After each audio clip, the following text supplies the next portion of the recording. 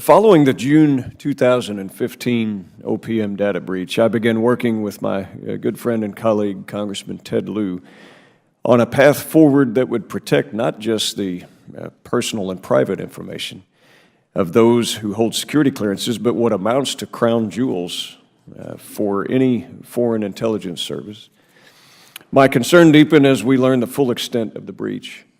All told, 18 million records were stolen in the breach, including data on military and intelligence personnel, placing Americans at great risk that has not abated. I also received a letter from my time in the service, being a former top-secret SCI clearance holder in the military, stating that my data had been compromised.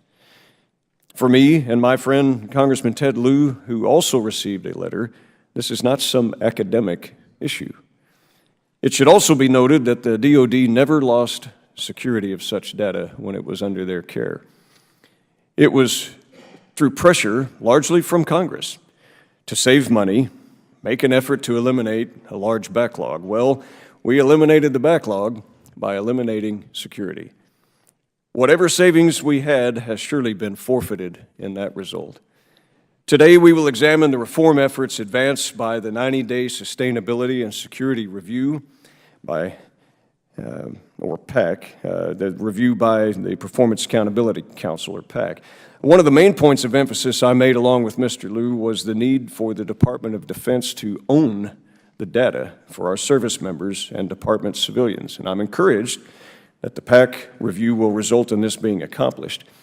Under the reforms recommended by the PAC, the Department of Defense will be responsible for not just building the infrastructure that will house this critically important data, they will also be responsible for defending it.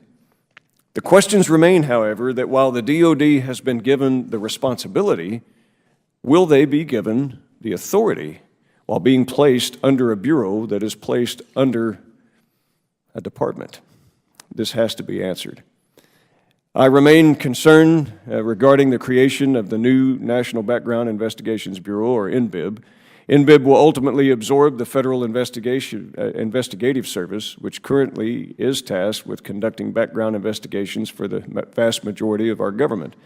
And while I believe we all recognize the pressing importance and urgency of modernizing and updating the security clearance process, I remain unconvinced that allowing an OPM entity, whether its name be FIS or NBIB, is the correct path in the long term.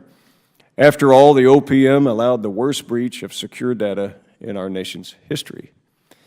I hope that today's hearing will show why NBIB will be a new way forward rather than just a rebranding of FIS.